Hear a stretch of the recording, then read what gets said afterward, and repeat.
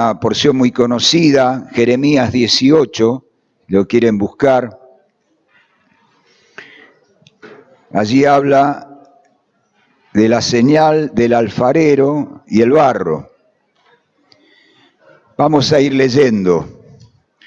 Jeremías 18. Palabra de Jehová que vino a Jeremías diciendo: levántate y vete a la casa del alfarero, y allí te haré oír mis palabras. Y descendí a casa del alfarero, y he aquí que él trabajaba sobre la rueda. Y la vasija de barro que él hacía se echó a perder en su mano, y volvió y la hizo otra vasija, según le pareció mejor hacerla. Una porción muy conocida, ¿no?, de la Escritura.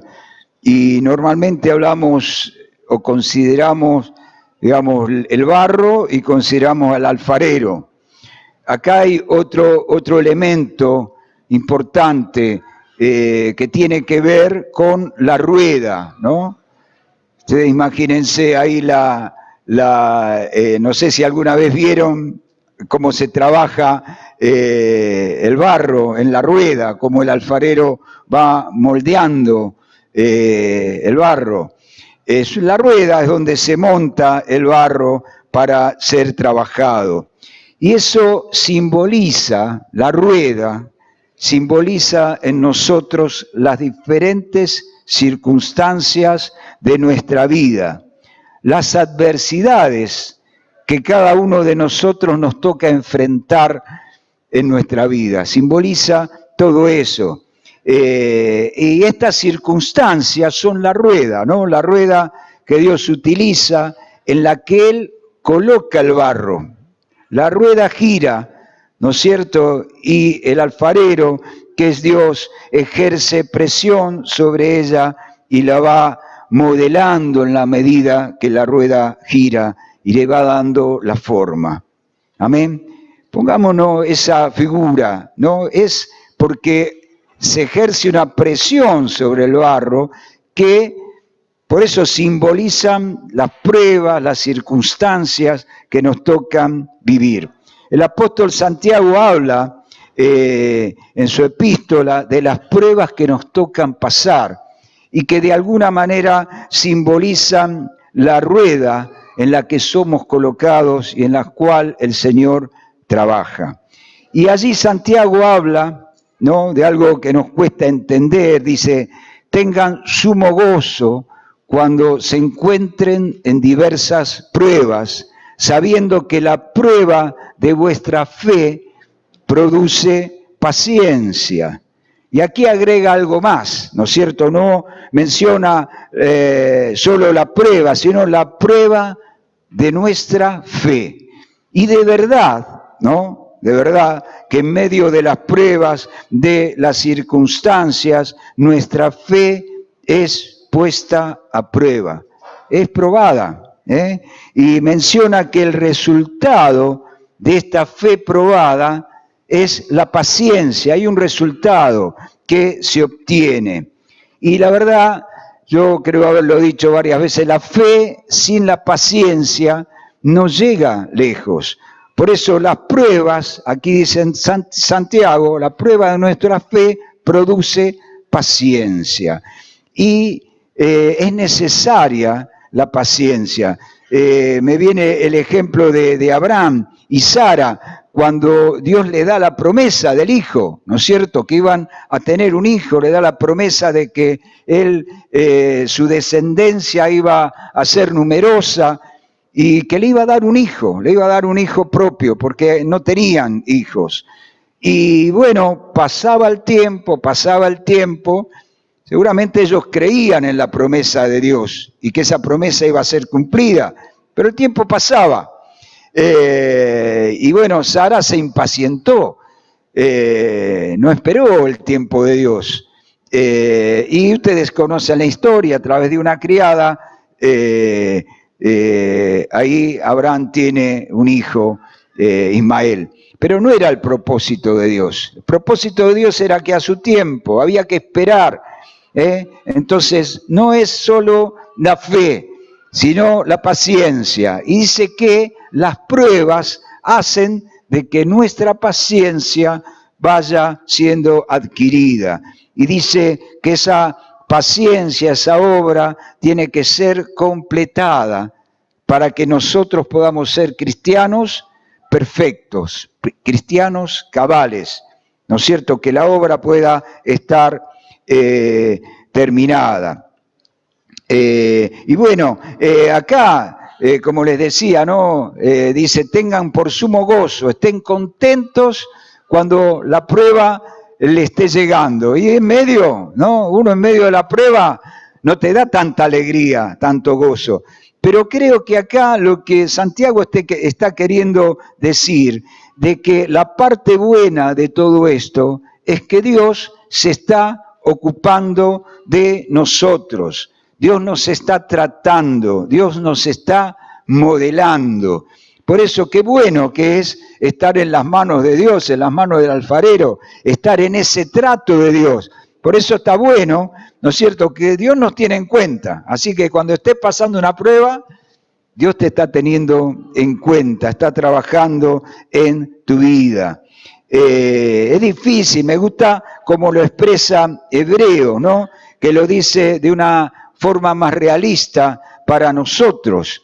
Hebreos, el autor de Hebreos dice, ninguna disciplina al presente es causa de gozo. Mientras estamos pasando, dice, pero, dice, da fruto, apacible de justicia a los que son ejercitados en ella. Amén. Es así, en el momento la verdad que es difícil,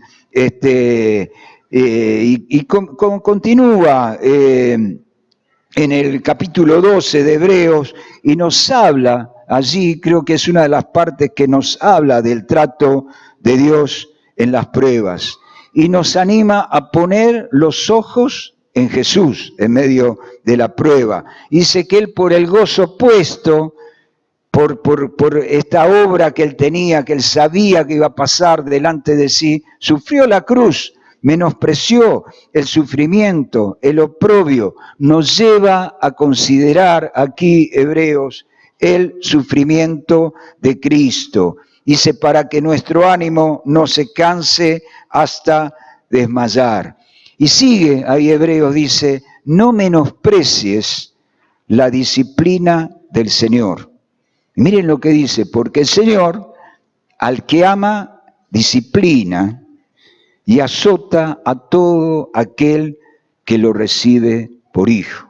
Tremendo, ¿no es cierto? Tremendo, y creo que a ninguno nos gusta pasar. Ahora, cuando yo leo esta palabra y que dice que Jesús, por lo que padeció, aprendió obediencia, no la entiendo, ¿no? Pero Jesús tuvo que padecer. Y nos lleva aquí Hebreos a mirar a Jesús. La prueba es necesaria en nuestra vida porque hay algo que Dios quiere hacer en nuestra vida para provecho, ¿no es cierto?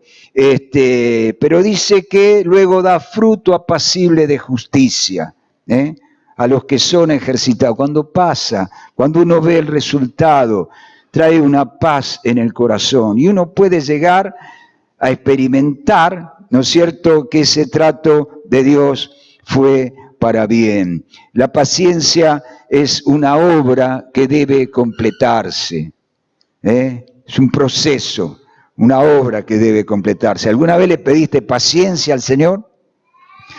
Bueno, ¿y qué? ¿Viste? ¿Le pediste paciencia? ¿En qué te vino?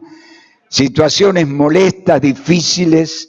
¿Por qué? Porque es la manera en la que podemos aprender la paciencia. Mirá, nosotros hablamos mucho de la familia, ¿no? Y la familia es un taller escuela, que Dios utiliza como para que nosotros allí podamos desarrollar la paciencia. todas las virtudes cristianas. Es un marco ideal para desarrollar todas las virtudes cristianas y ejercitar la paciencia. Así que cuando mires las circunstancias que te rodean, aun si tenés un vecino difícil, algún compañero de trabajo, aún tu esposa, tu esposo, tus hijos, son instrumentos que Dios utiliza. ¿Para qué? Para que seamos formados en la paciencia, ¿no? El hogar creo que es uno de los lugares más, que más ejemplo da, ¿no es cierto? Y que tomemos estas circunstancias como la rueda de Dios, como la rueda que Dios está ejerciendo, ¿no? Ese mecanismo, ¿no es cierto?, que va girando y la presión que Dios va poniendo en nuestra vida para bien, para bien. Así que estaría bueno darle gracias a Dios por todas las situaciones que nos pasan, porque son para bien. Y, no sé, estás pasando por pruebas, yo creo que podríamos levantar las dos manos. Todos estamos pasando por pruebas. Y qué bueno que cuando estamos en prueba, no, porque normalmente ¿qué hacemos? Esperamos que la prueba pase, no vemos el momento que la prueba se termine, pero qué bueno que es apreciar ese momento, ¿no es cierto? Generalmente preguntamos, ¿y por qué a mí? Y la pregunta la podíamos variar, ¿y por qué no a mí? ¿No es cierto? Todos somos criaturas, hijos de Dios, y que Dios nos ama y nos trata. Consideremos para qué está esa situación en nuestra vida. Eso va a ser de más provecho, porque vamos a entender ahí lo que Dios quiere hacer. Ahí está lo que es la voluntad soberana de Dios. Dios obra soberanamente cuando Él quiere, de la manera que quiere, pero hay otra parte, ¿no es cierto?, que es la voluntad permisiva de Dios y que es aquello que Dios permite. Porque muchas veces estamos atravesando pruebas. ¿Por qué? Porque, bueno, hay injusticias que nos tocan padecer y hay errores propios que nos llevan a tomar decisiones y que tienen su consecuencia para bien o para mal. Dios no la envía en forma directa, pero las permite en nuestra vida. Ahora, las utiliza. Dios utiliza esas circunstancias para modelar nuestra vida. Amén. Estamos en la rueda, Dios está trabajando en nuestra vida y debemos permitir que la gracia del Señor opere en nuestra vida y que podamos ser transformados día a día a la imagen de Cristo. Y hay una cosa importante también en esto, que depende de nosotros también, que la fuerza que ejerza el alfarero sobre el barro vaya disminuyendo, las pruebas vayan disminuyendo. En la medida que nosotros seamos dóciles en las manos de Dios, que aprendamos de la prueba, de la situación que estamos pasando, la presión va a ir disminuyendo. ¿Por qué? Porque la obra va tomando forma. ¿Se entiende? Ahora, cuando hay resistencia, ¿no es cierto?, la presión tiene que seguir estando. ¿Sí? Aprendamos, no resistamos la mano de Dios, el trato de Dios en nuestra vida. La otra parte, ahí entramos en lo que es el barro, hablamos de la rueda, que es el mecanismo.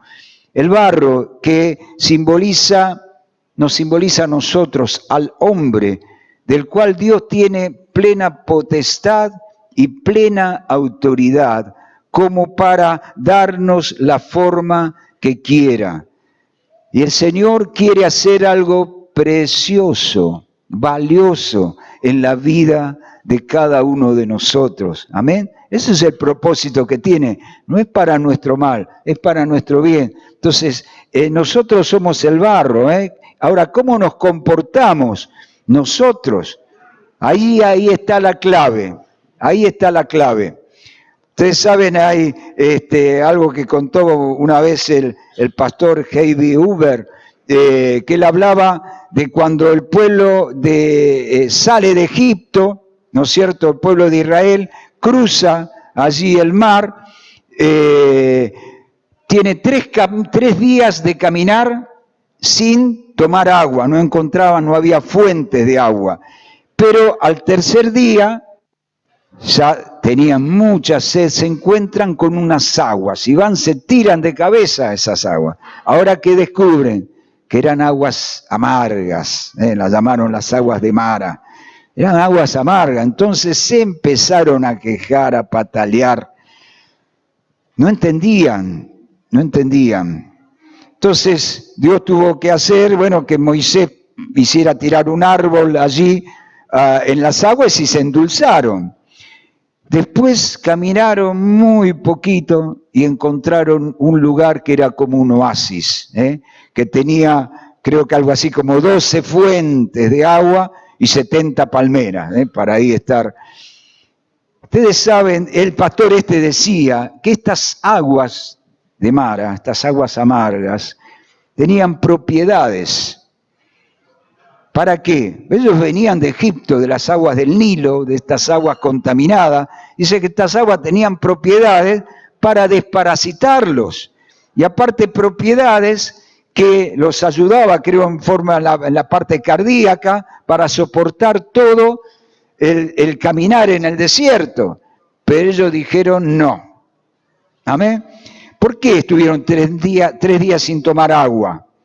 Dios habrá dicho, bueno, lo dejo 3 días sin tomar agua y cuando están las aguas van a tomar, aunque no les guste, pero no.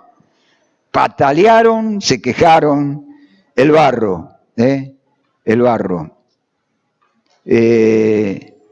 Tenemos que tener un corazón rendido, maleable a Dios.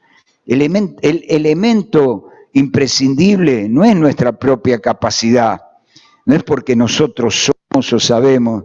No, nuestra fuerza, no. El elemento imprescindible es un corazón rendido a Él, maleable en sus manos, que esté enteramente dispuesto. Lo demás lo hace Dios. Por más torpes que nosotros seamos, Dios lo hace. Fíjense allí en Éxodo, ¿no? Hablando de la torpeza y del trato de Dios. En Éxodo 4, ahí menciona cuando Dios le habla a Moisés, ¿no es cierto? Le habla a Moisés y le dice, bueno, ahora es el momento, yo quiero que vos vayas a liberar al pueblo. Y Moisés le dijo, no, ya está, ya pasó mi tiempo, pasó mi hora. Si bien yo creo que en el corazón de Moisés estaba esta llamita que ardía, ¿no? Del celo por su pueblo, para que el pueblo sea liberado, pero ya habían pasado 40 años. Ahora, en esos 40 años fue el trato de Dios para Moisés. Amén. De modo que no había ningún hombre más manso en la tierra que Moisés. Entonces ese era el tiempo de Dios. Dios necesitaba un hombre tratado de la forma que lo fue Moisés para poder llevar adelante esta tarea. Cuando uno lee Éxodo, cuando uno lee, se agarra la cabeza cómo Moisés pudo soportar semejante cosa, semejante prueba, pero era un hombre preparado y probado por Dios. Amén. Amén. ¿Y qué le dijo Moisés? No, dice, yo soy torpe de labios. Como diciendo, vos te equivocaste, vos acá elegiste mal. Y Dios le dice, le da una respuesta, ¿no? dice que nos viene bien para nosotros, ¿no? El versículo 11, el capítulo 4. ¿Quién dio la boca al hombre? ¿O quién hizo al mudo o al sordo, al que ve y al ciego? ¿No soy yo Jehová? Amén. Si alguien sabía la situación que tenía Moisés, era Dios, porque Dios lo había creado con esa torpeza de labios, como él decía. Pero ese no era el problema. Ese no era el problema, porque eso Dios lo iba a resolver de alguna manera. De hecho, lo puso a Aarón, ¿no es cierto?, para que Aarón sea el que hable. Lo más difícil para Dios era lo que él había logrado: un corazón manso, un corazón sumiso, un corazón maleable, un corazón entregado, un corazón sujeto. Eso era lo difícil. Lo demás, y Dios obró en forma directa, abre las aguas. Moisés puso ahí pero ¿quién fue? Fue el poder de Dios que obró, que actuó en forma directa. No porque Moisés haya expresado correctamente las palabras. No, el poder de Dios. El poder de Dios abrió las aguas. Primero manda las plagas, ¿no es cierto?, para que el faraón primero se endurezca, después ceda. Manda el maná del cielo. Dios mío, ¿no? Cuando uno dice el alimento que vino del cielo, derrota a los enemigos, saca agua de la roca, derriba los muros de Jericó, no sé, podemos hacer una larga lista, que es el poder de Dios actuando. Pero Dios necesita que nosotros seamos maleables en sus manos. Amén. Y la verdad que esto nos ayuda, a mí me ayuda, ¿no? Porque Moisés era torpe de labio y yo tengo un montón de otras deficiencias, pero tengo que aceptar las cosas como Dios las ha hecho en mi vida. Amén. Y cada uno de nosotros, Dios sabe quién te hizo, quién nos hizo así como somos. Vos te podés resistir, vos podés patalear, vos podés hacer muchas cosas, pero Dios nos hizo así, de esta manera, con las capacidades que tenemos y con la falta de ellas también. Dios nos hizo así. Amén. Un impedimento, y quiero mencionarlo, que es muy dañino, es la basura que pueda haber en el barro, una impureza que pueda haber en el barro, porque eso no permite que sea modelado. Y eso es el pecado en nuestra vida. Amén. Y el Señor nos da la manera, a través de su muerte, como hoy celebramos la Santa Cena, de su sacrificio en la cruz.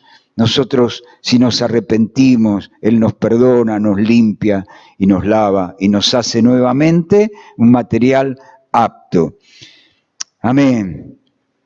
Hay un propósito general que Dios tiene, pero hay un propósito particular. El propósito general lo podemos definir, hay muchas cosas, ¿no? La iglesia, un propósito general que Dios tiene, pero hay un propósito particular que Dios tiene para cada uno de nosotros. Hay una obra que Dios quiere hacer en tu vida, en mi vida, una obra personal, particular. Quizás lo que hace en mi vida no es lo mismo que haga en el otro, es personal. Y creo que tiene que ver esto también con lo que Dios nos ha dado a cada uno de nosotros, y lo cual tenemos que desarrollar. ¿Vos creés que Dios te ha dado algún don? ¿Lo crees?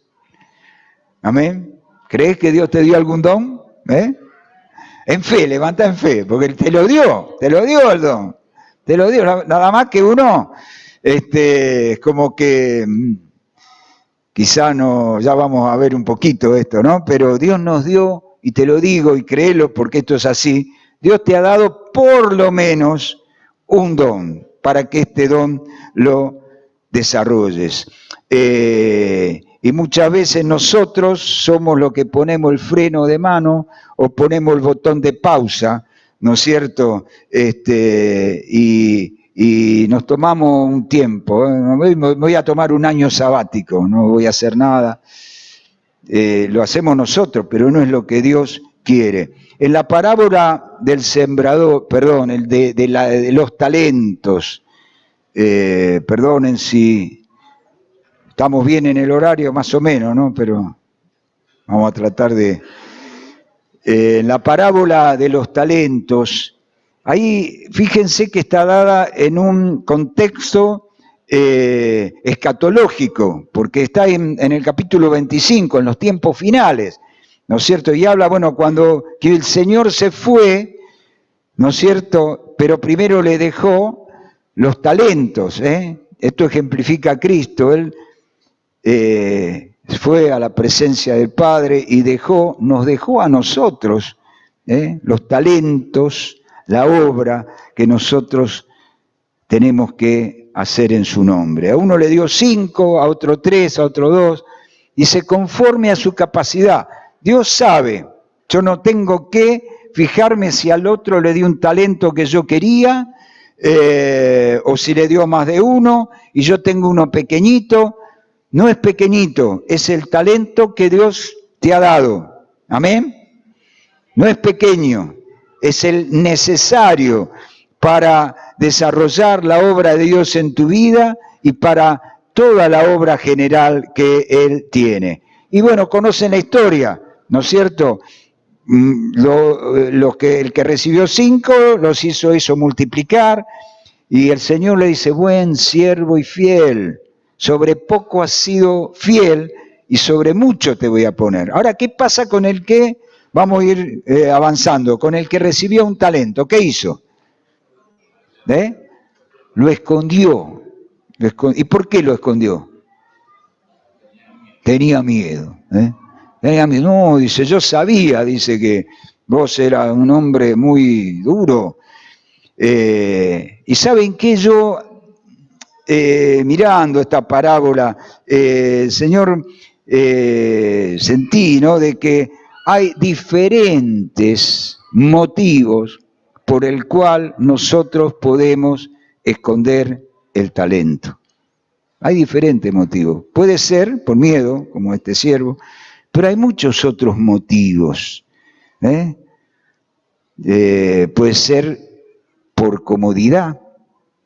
No, yo hago la mía, no me voy a andar ocupando de desarrollar este talento que Dios me dio. Estoy tan ocupado en mi cosa, me gusta disfrutar.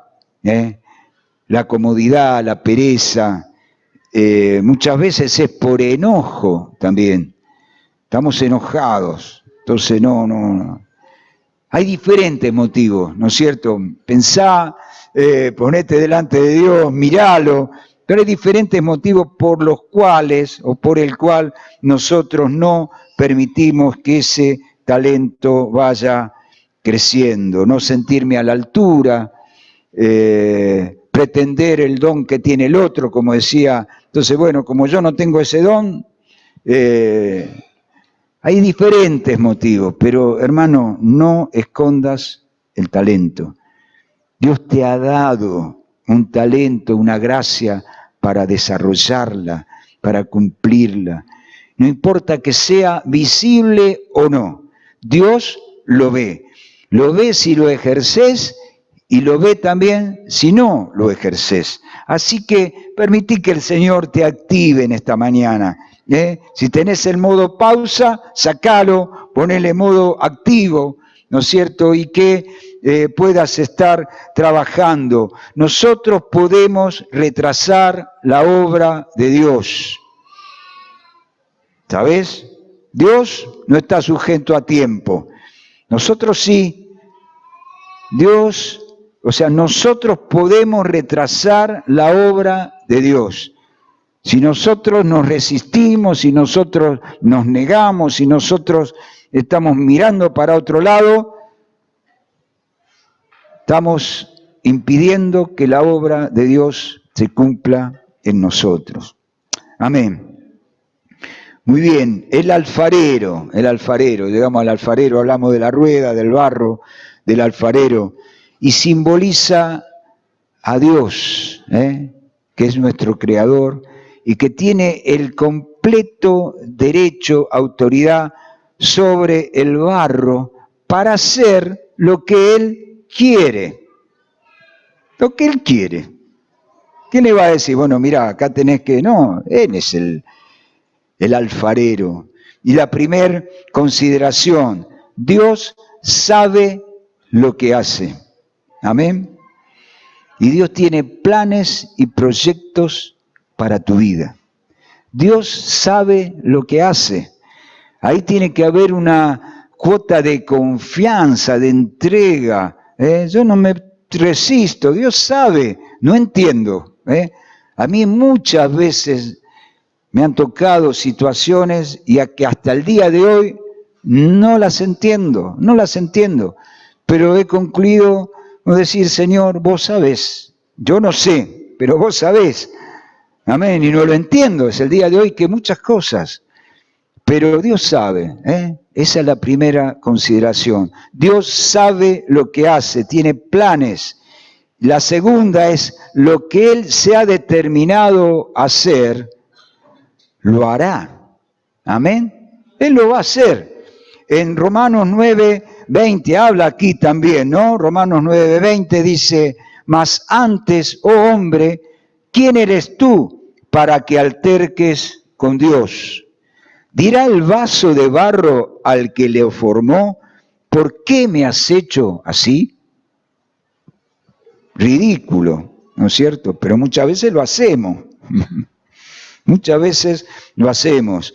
Y aquí yendo nuevamente a Jeremías, dice, y la vasija que él hacía se echó a perder en su mano y la hizo otra vasija nueva.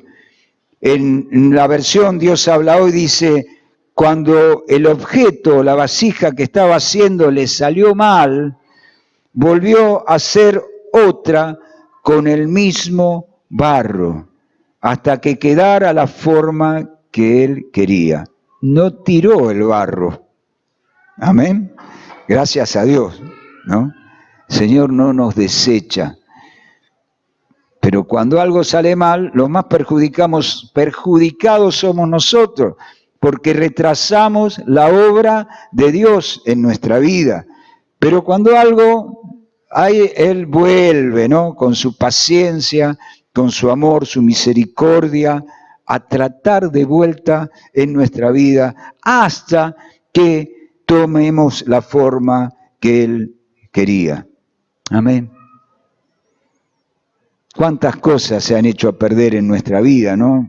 Cada uno sabrá, cada uno sabe, sabemos, cada uno sabemos, pero Dios es especialista en restaurar la obra, y lo que en nosotros se ha echado a perder, el Señor lo va a hacer de nuevo. Amén. Nuestra familia, no sé, ponele ahí, cada uno de nosotros sabemos las situaciones. Dios la va a hacer de nuevo. En mi propia vida, en mi familia, en la iglesia. Dios lo va a hacer porque es su proyecto, es su propósito y Él lo va a cumplir. Amén. Amén. Versículo 4, y estamos terminando aquí. Dice, perdón, versículo 2, cuando Dios le dice a Jeremías, levántate y ve a la casa del alfarero, y allí te haré saber, te haré oír mis palabras. ¿Qué tenemos que hacer? ¿Qué tenemos que hacer? Levantarnos, tenemos que sacudirnos la modorra, sacudirnos el pesimismo, sacudirnos el desánimo que el diablo ha puesto en nuestra vida, levantarnos. Ir a la casa del alfarero es ir a la presencia de Dios, colocarnos a sus pies, rendirnos a Él. Eso es ir a la casa del alfarero, rendirnos en la presencia de Él, para que Él pueda trabajar en nuestra vida. Y dice, y te haré oír mi palabra. Amén. El Señor es el momento en el cual nos va a hablar conforme a su voluntad y su propósito. Amén.